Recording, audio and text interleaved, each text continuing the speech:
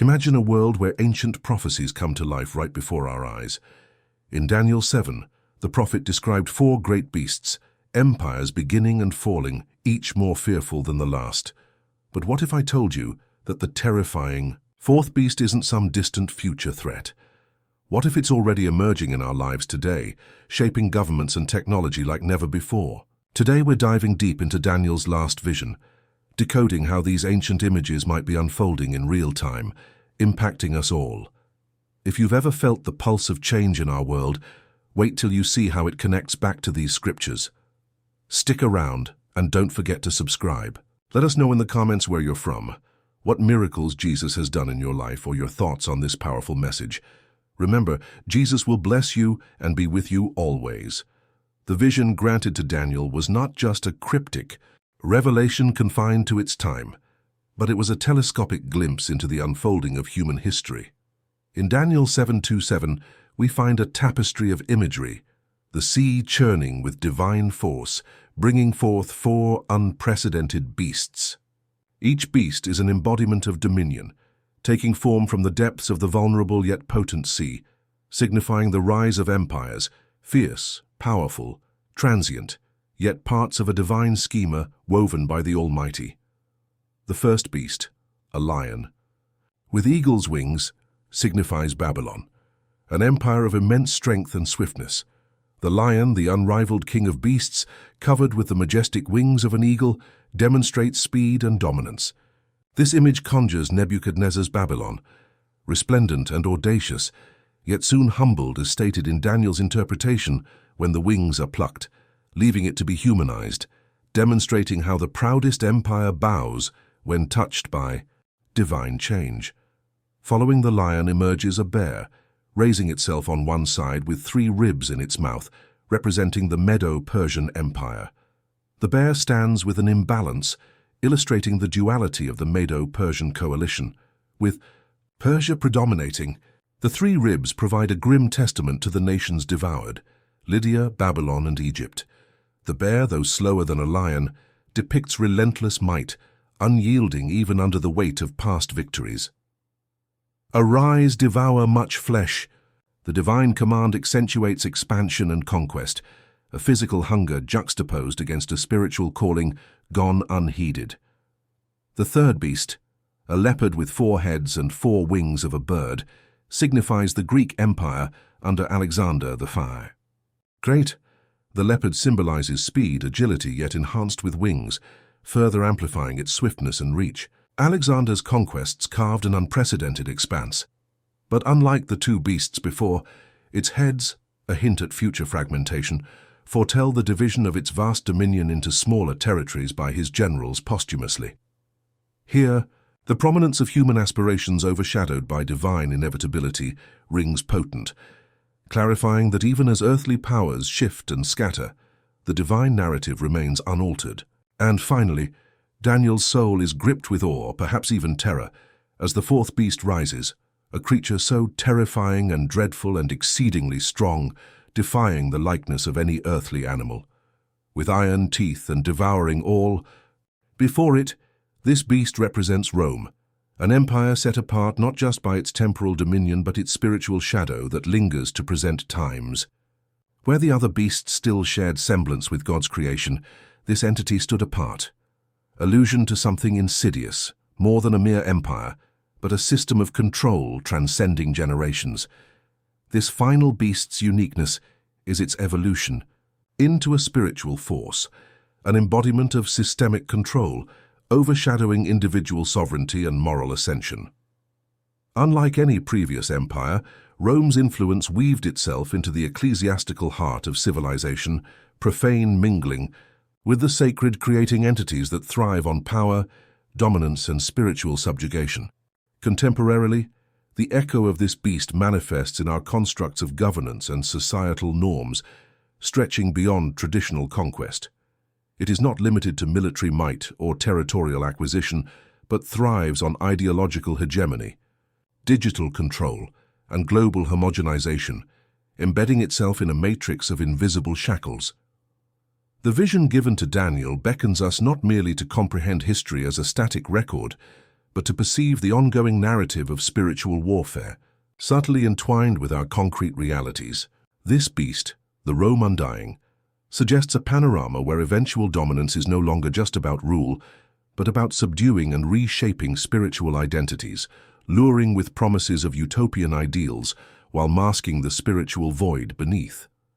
As we move forward into the unfolding exploration of Revelation and its implications for today, Daniel's vision serves as both warning and guide.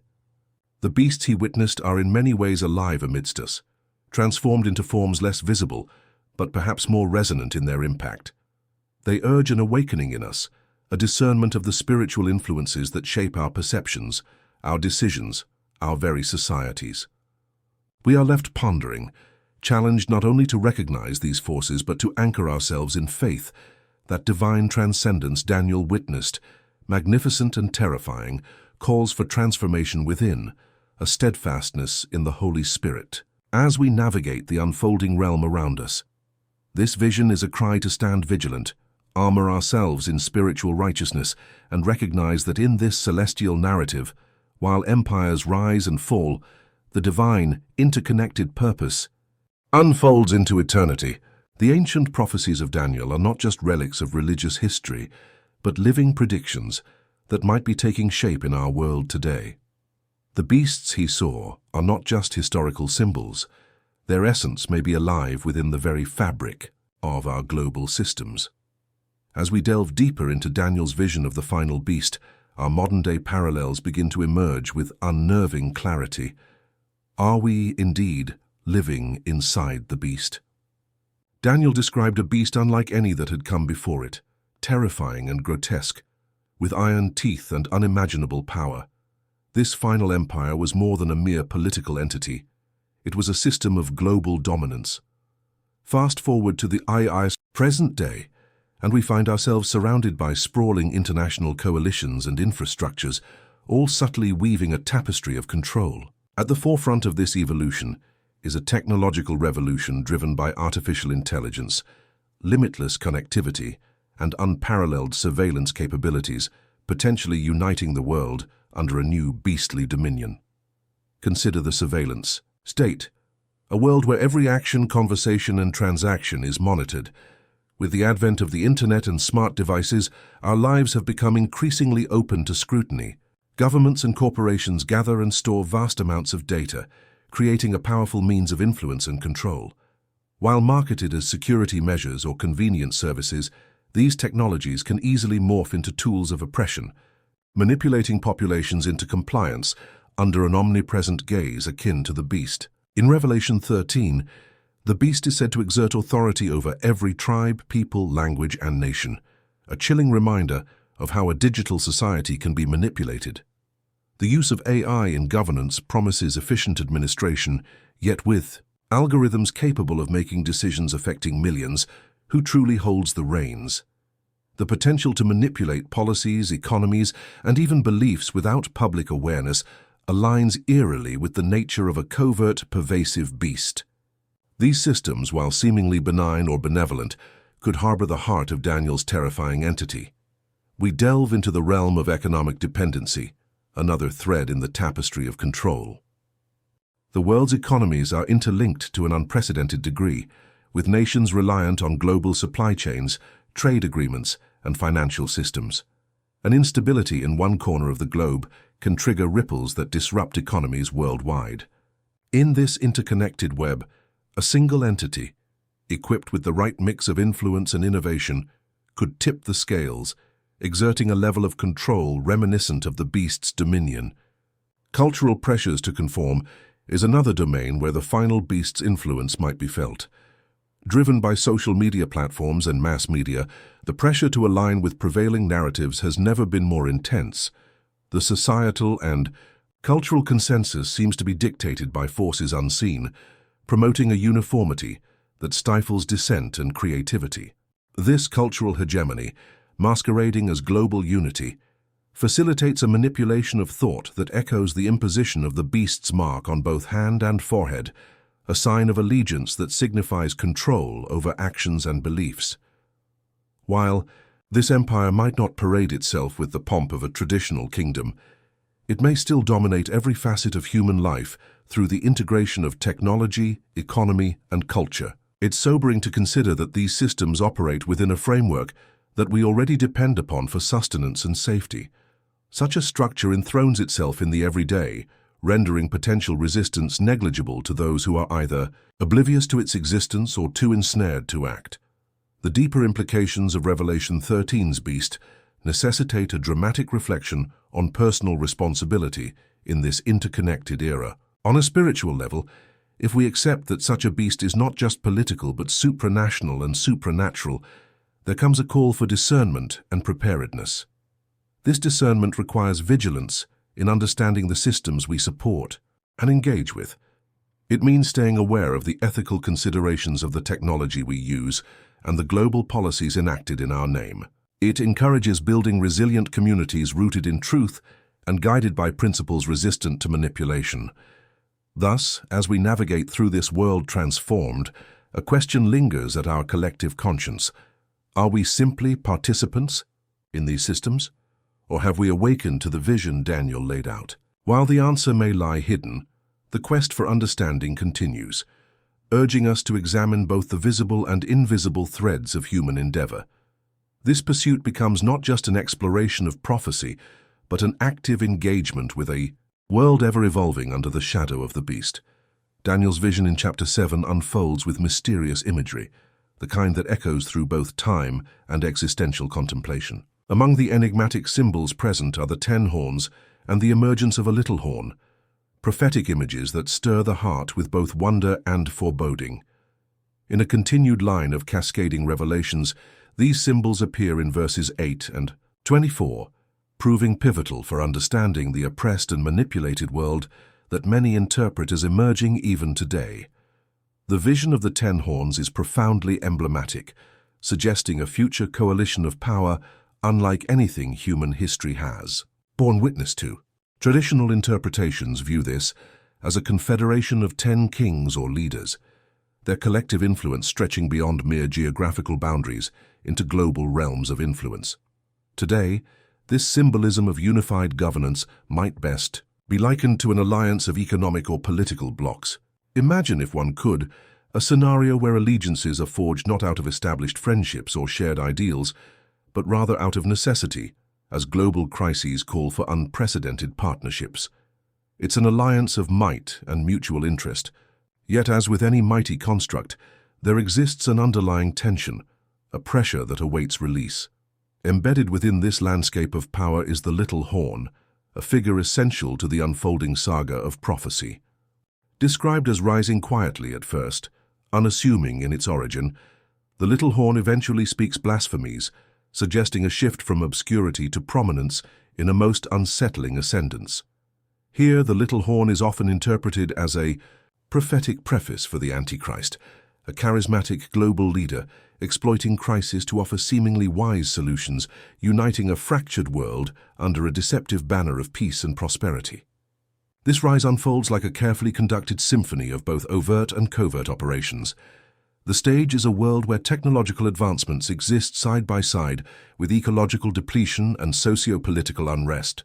Such conditions, fertile, grounds for a figure promising order amidst chaos, offering solutions that mesmerize, pacify, and ultimately control.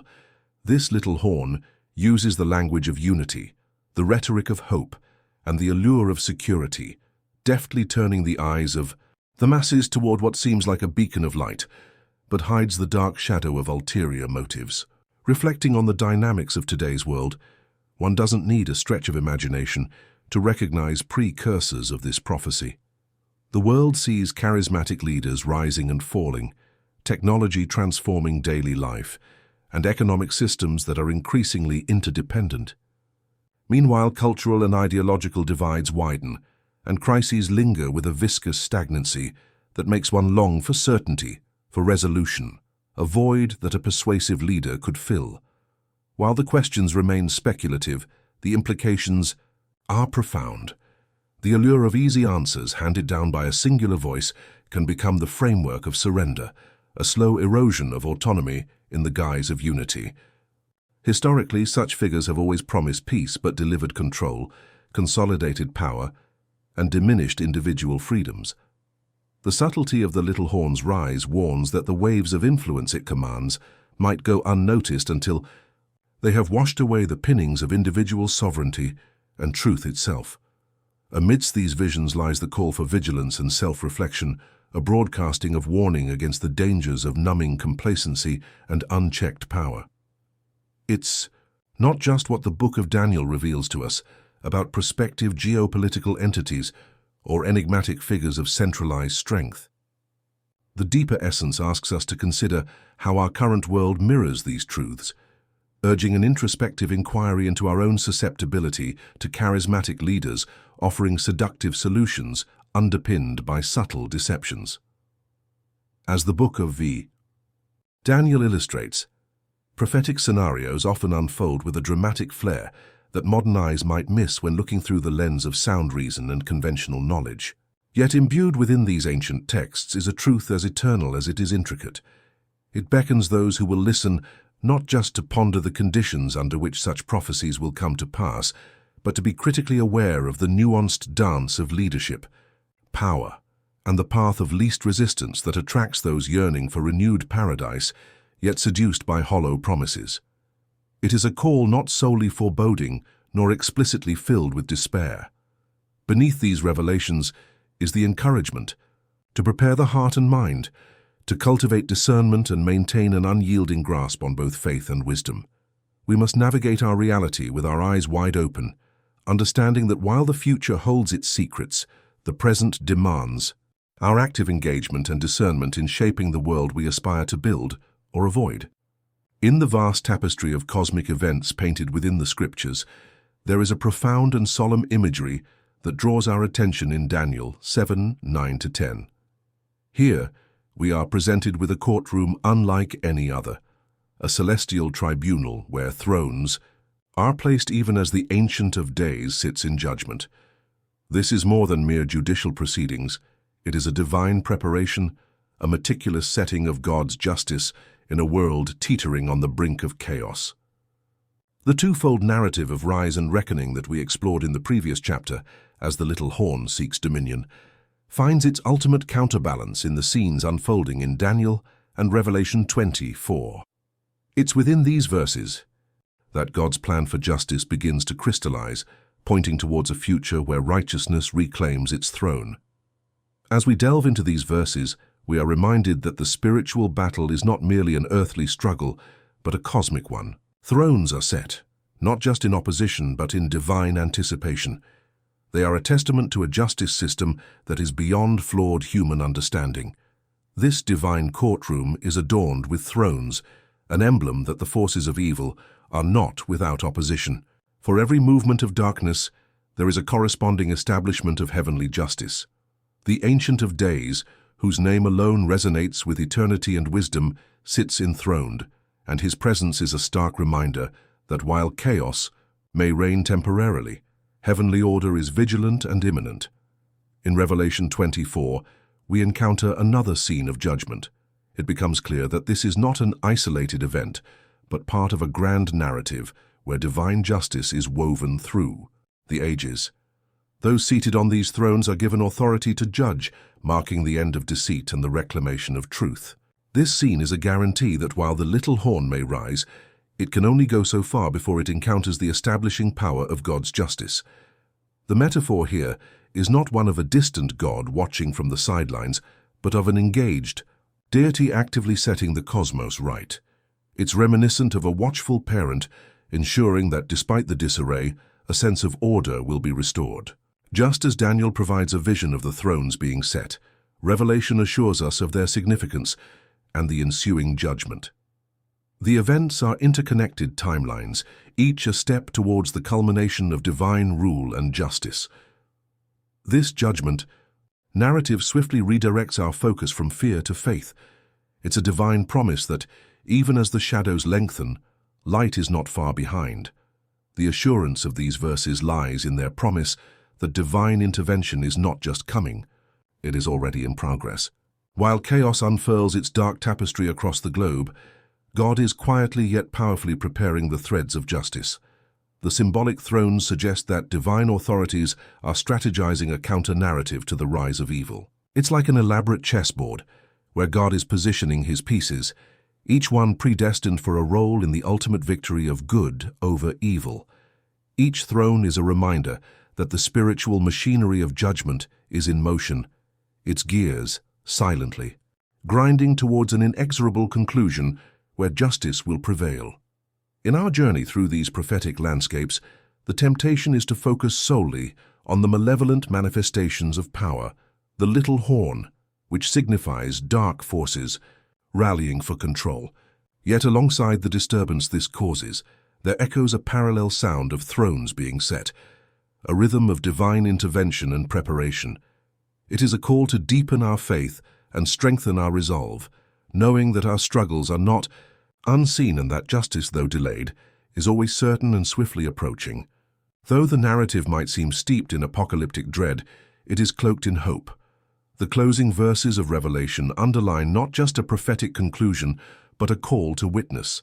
It's a spectacle that heaven and earth behold, a sort of courtroom finale where all the deceit finally tries to veil the purity of the truth, only to be unveiled by divine decree. Thus, as we traverse the course of history, both ancient and impending, the message of these scriptures is not merely about the end of time, but about the beginning of divine rule restored. It asks us if we stand ready not only to watch, but to be part of the setting of these thrones. Our belief and homage to this eternal court prepare us for the day when judgment is not just impending, but fulfilled, reminding us that though evil may stalk the corridors of power for a season, the seats of judgment are already being warmed in anticipation of the righteous day when God declares justice served. To live within the final empire, an age where spiritual landscapes loom large and complex, requires a deep sense of awareness and preparation. This is not merely a time of waiting or passive endurance. Rather, it is a call to active engagement in the spiritual arena. As we delve deeper into understanding how to navigate these challenging times, it's crucial to embrace both discernment and unwavering faith. Imagine yourself in a massive metropolis, a blend of ancient and modern where systems revolve with untold complexity. This is the final empire, a place woven with spiritual deception and truth interlocked in an unending dance. The foundations are built on principles that might sway even the most steadfast. Yet, amidst the shadows, there exists a call to discernment, a call to see past the smokescreen of earthly power, a call Daniel once heard when he found himself at the heart of Babylon. Just as Daniel refused to defile himself with the king's food, standing firm in faith despite being surrounded by temptation and idolatry, we must recognize which elements within our own empire challenge our convictions. We are invited to examine our own lives and determine where compromise has slipped unnoticed. Are there cultural messages or societal pressures leading us subtly away from biblical truths? In Revelation, we find depictions of widespread deception, of a world guided astray by false promises. Thus, discernment becomes our first line of spiritual defense, ensuring we are not swayed by the empire's allure. Standing firm against such pressures is not a solitary endeavor, but a community effort. Here, the Christian community serves as both refuge and beacon, a haven where faith is nurtured and strengthened. The early church gathered in unity, sharing life and doctrine, supporting each other through trials. This sense of community is irreplaceable, providing support and holding us accountable to our faith. Prayer and scripture reading, communal and personal, serve as lifelines connecting us deeply to our Creator. The Word becomes both shield and sword, grounding us in truth and slicing through deception. This preparation extends to strengthening our vertical relationship with God through deep personal communion of prayer. The discipline of prayer keeps our hearts and minds attuned to divine wisdom, preparing us for the pressures of the empire. Like sending forth our spiritual satellites, prayer carries our cries for guidance and strength into the heavens. As Daniel prayed 3 times a day, seeking God's wisdom and strength, he aligned himself with divine purpose, guided not by fear, but by unwavering faith in God's sovereignty. In this narrative, the beast rises, an imagery profoundly rooted in notions of oppression and false dominion, yet almost invisibly tethered under control by the kingdom of our God. It's a stark reminder that although the walls of the final empire may tower and its systems might appear invincible, God's kingdom quietly rises above it, its foundations eternal and unshakable. This chapter of our journey calls us to action. Do not merely stand by and observe the unfolding drama. Actively choose to align yourself with God's kingdom. Ask yourself, will I stand amidst the empire's grandeur and remain steadfast in my faith? Will my actions proclaim the values of God's kingdom? Just like the ancient thrones being set as described in the previous chapter, we bear witness to our inner thrones, choosing whether they will house divine or earthly aspirations. This choice is neither simple nor effortless, as it requires a continuous commitment to living according to the divine template, one that contradicts the empire's values. Let us seek wisdom as Daniel did, to refuse the comforts that compromise our convictions. Let's fortify our souls with prayer, immerse ourselves in Scripture, and anchor our communities in love and truth. The choice remains: to bow to the empire's idols or to rise with God's kingdom. The call is yours to answer, an invitation uniquely yours, tailored to your spirit's potential. Stand firm, being always vigilant as the lines are drawn and the narrative reveals itself. Will you stand with the kingdom of God? In this intertwined arena of flesh and spirit, the choice you make today frames the world of tomorrow. Today's decision to stand firm sets the stage for God's kingdom amidst the final empire. As the spiritual horizon unfolds with divine urgency, who will define your legacy? Will it be the rising beast, or will it be God's eternal reign? This is more than survival. It's our sacred destiny forged in the depths of faith.